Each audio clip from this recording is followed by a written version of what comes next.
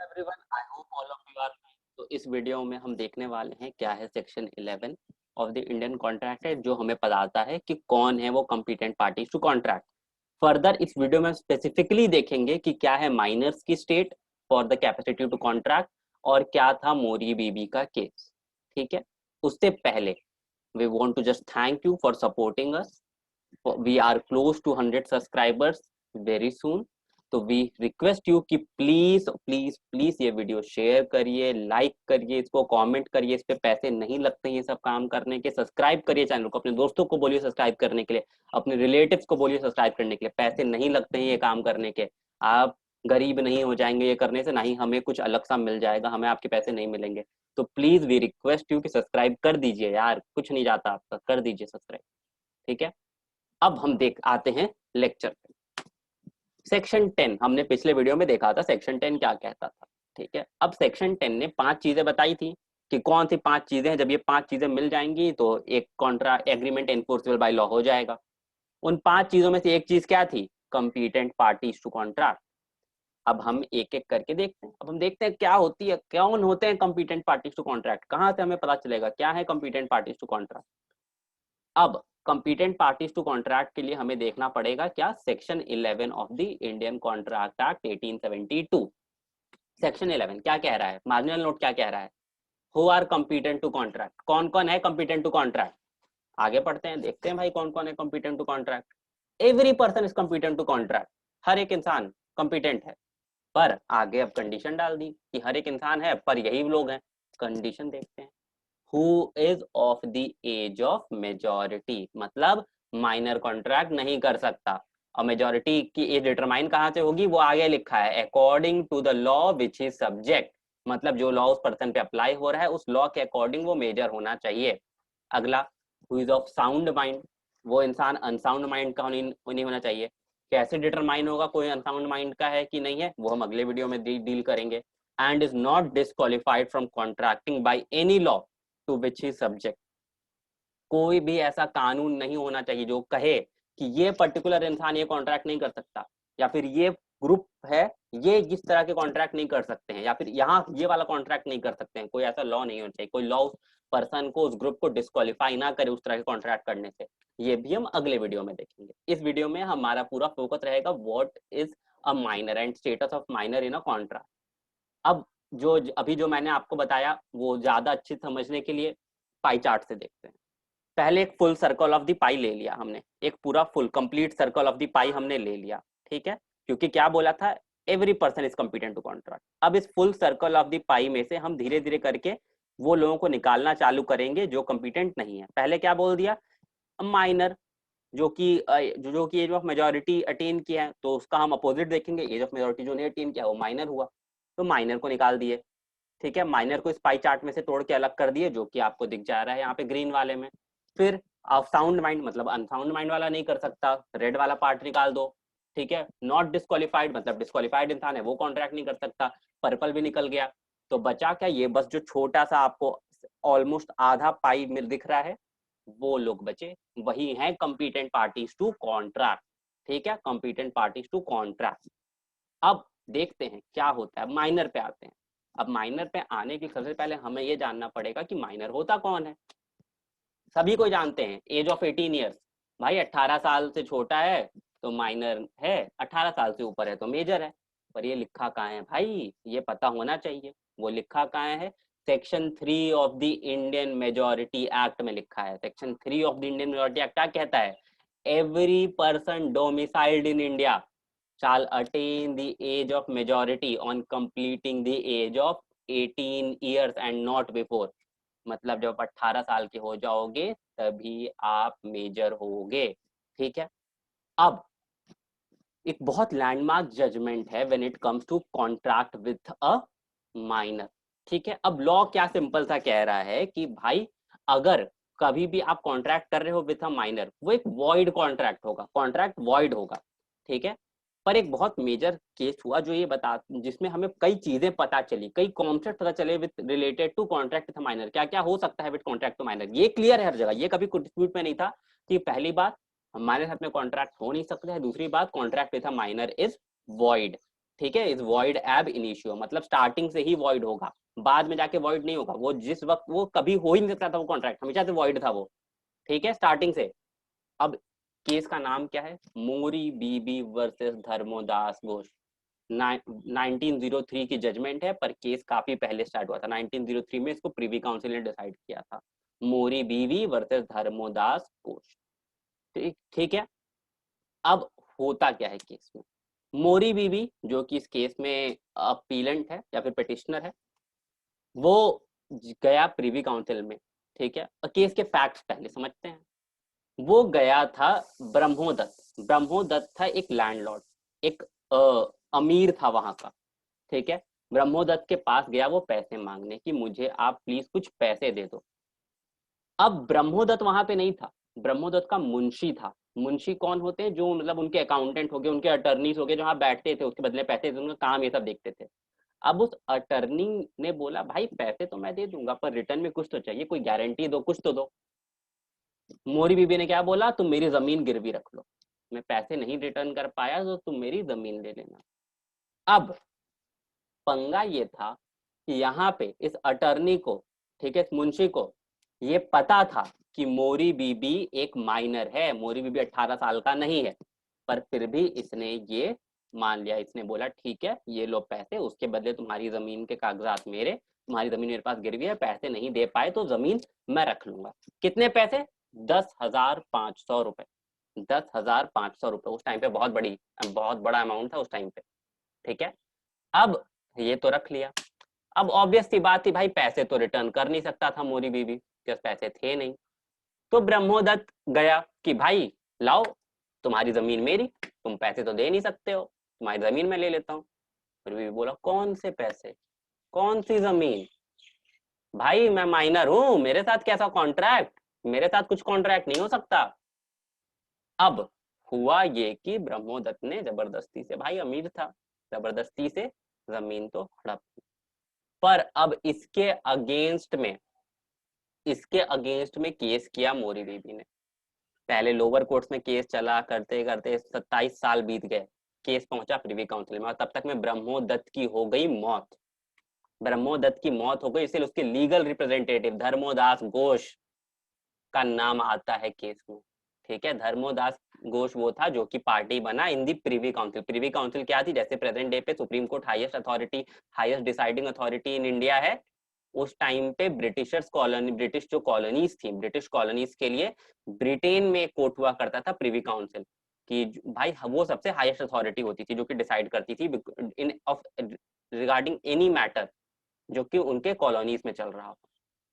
अब वहां पे जा करके क्या बोला ऑफ जो एडवोकेट था ऑफ धर्मोदास घोष, उसने क्या बोला, उसने दो चीजें, मेनली दो चीजें बोली, उसने और भी बहुत चीजें बोली थी पर मेनली दो चीजें बोली थी जो हमारे काम की है। पहला, the minor had fraudulently misrepresented his age and so law of estoppel shall be applied against him। उसने क्या बोला, भाई इस इंसान को प्लीड ही मत करने दो, इसने मिसरिप्रेजेंट किया अपनी एज को, इसने गलत बताया अपनी एज को। और दूसरा क्या बोला कि अगर आप चलो ये मान भी लेते हो, ठीक है, कि ऐसा कुछ नहीं है, कॉन्ट्रैक्ट भाई वॉइड है, ये सब कुछ है, तो आप मॉर्टगेज को कैंसिल कर दो, ठीक है, मॉर्टगेज को कैंसिल कर दो, कोई बात नहीं, हमें नहीं चाहिए जमीन, पर आप इस माइनर को बोलो, मोरी बीबी को आप बोलो कि जिसने लोन के 10,500 रुपए हमसे लिए थे वो हमें रिटर्न कर दे, ठीक है। अब ये उसके अटर्नी ने कहा, अटर्नी ने तो ये कह दिया, पर अब जज ने क्या डिसीजन दिया। जज के डिसीजन में चार मेन बातें थी।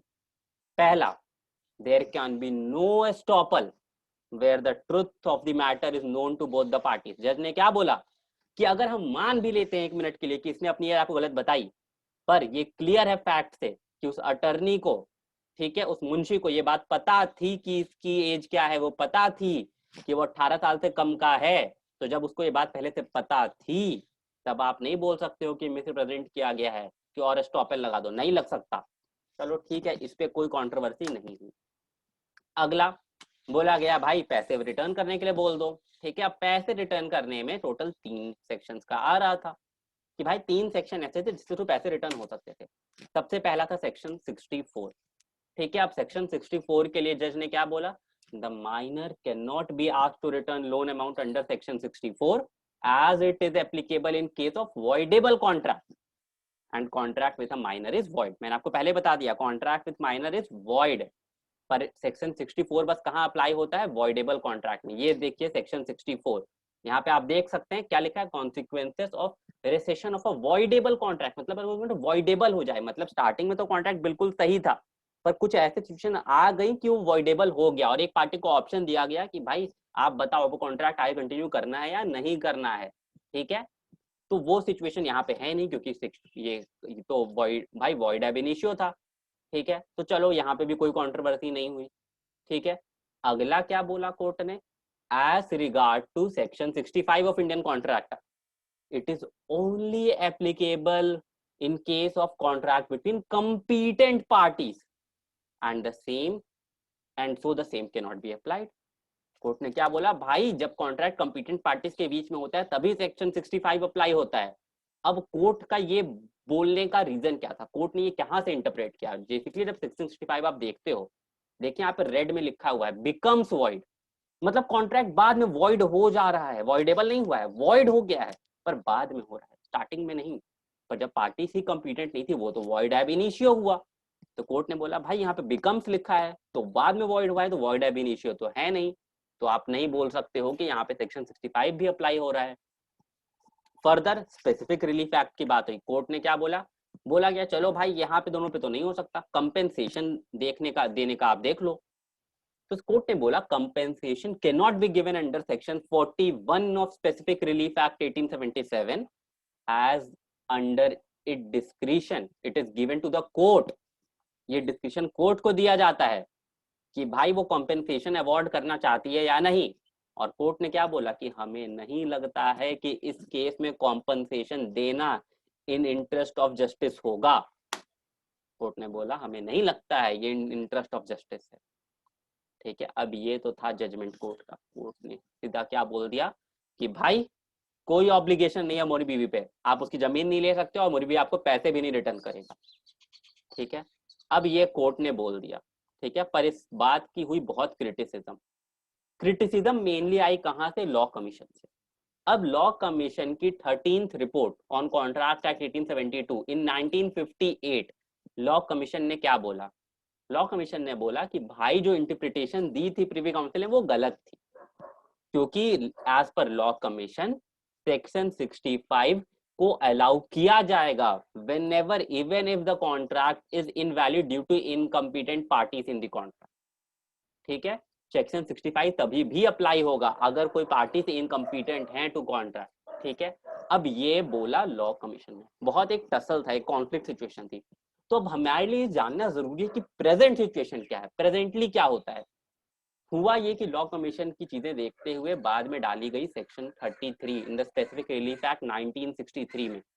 स्पेसिफिक रिलीफ एक्ट आई 1963 में जिसमें डाला गया सेक्शन 33. अब उस सेक्शन 33 के अकॉर्डिंग क्या है कि कोर्ट जब भी एडजस्ट कर रही है कैंसिलेशन ऑफ अ कॉन्ट्रैक्ट, ठीक है, कॉन्ट्रैक्ट कैंसिल हो रहा है, ठीक है, क्या तो माइनर के कहने पे या फिर दूसरे पार्टी के कहने पे, किसी भी रीजन से कॉन्ट्रैक्ट कैंसिल हो रहा है, उसमें माइनर एक पार्टी है, तो जो बेनिफिट्स हैं जो माइनर ने लिए हैं वो उसको रेस्टोर करने पड़ेंगे दूसरी पार्टी को, वो उसको रेस्टोर करने पड़ेंगे और दोनों पार्टीज को उनके ओरिजिनल पोजीशन पे लाना होगा.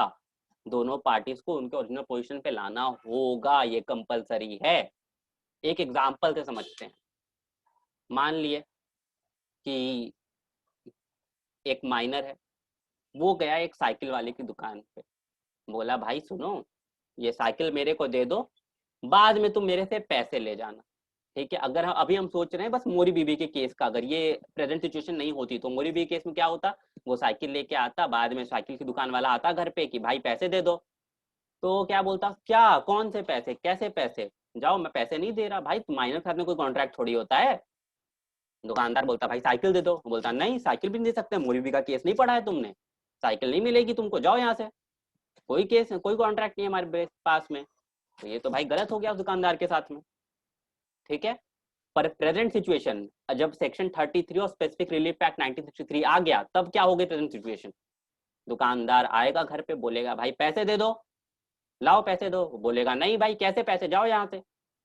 ठीक है, दुकानदार बोलेगा चलो साइकिल रिटर्न करो, वो बोलेगा तुमने मोरी बीबी का केस नहीं पढ़ा, दुकानदार बोलेगा मोरी बीबी का केस तो पढ़ा है, वो सिचुएशन पुरानी थी, प्रेजेंट सिचुएशन में एज पर सेक्शन 33 रिस्टोर करना पड़ेगा टू ओरिजिनल पोजीशन। मतलब मेरी साइकिल मेरे घर, तुम्हारे पैसे तुम्हारे पास, तुम रखो अपने पैसे, मैं अपने साइकिल ले जाऊंगा, ओरिजिनल पोजीशन पे आ गए हम दोनों, किसी का कोई नुकसान नहीं, किसी का कोई फायदा नहीं।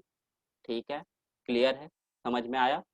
अब एक एक्सेप्शन है to the general rule. General rule क्या कह रहा है कि माइनर कॉन्ट्रैक्ट नहीं कर सकता, पर एक सिचुएशन है जहां पे माइनर कॉन्ट्रैक्ट कर सकता है। वो सिचुएशन हमें कहाँ दी गई है, सेक्शन 68।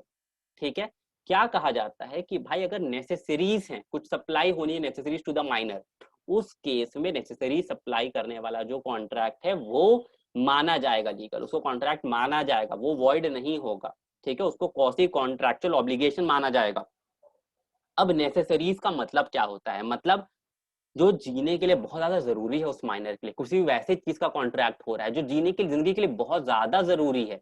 जैसे अब जिंदगी के लिए क्या क्या चीजें जरूरी है, रोटी कपड़ा मकान, और भी चीजें क्या हो सकती है माइनर केस में, पढ़ाई, फिर कोई भी ऐसी चीज जो कि जीने के लिए बहुत ज्यादा जरूरी है। लग्जरी आइटम्स नहीं आएंगे, चॉकलेट नहीं आ जाएगा कि भाई वो जीने के लिए जरूरी है, चॉकलेट नहीं है जीने के लिए जरूरी। हाँ, कुछ लग्जरी आइटम्स हो सकते हैं ऐसे जो कि उसकी रोजी रोटी का जरिया हो उस माइनर के लिए, या फिर माइनर के लिए बहुत ज्यादा फायदेमंद हो, वो चीज नेसेसरी हो एकदम, वो लग्जरी आइटम आ जाएगा। तो ये fact and circumstances of the case से डिटरमाइन किया जाता है कि क्या नेसेसरीज हैं, और अगर कोई नेसेसरी चीज है तो वो कॉन्ट्रैक्ट अलाउड होता है under section 68 of the Indian contract act. I I hope आपको ये पूरा अच्छे से समझ में आया हो, आई होप आपके पूरा क्लियर हो कि क्या था मोरी बीबी का केस, क्या है प्रेजेंट सिचुएशन, और क्या होता है जब एक माइनर के साथ में किया जाता है contract. The next things related to unsound mind and not disqualified by law, ये हम अगले वीडियो में देखेंगे। Thank you so much for watching the video till the end. Please like करिए, प्लीज शेयर करिए वीडियो को, we are very close to 100 subscribers, so please share it with your friends, ask them to subscribe, पीछे पड़ जाओ कि भाई subscribe करना ही करना है, और करवाओ सब्सक्राइब किसी भी हाल में। Thank you so much, thank you.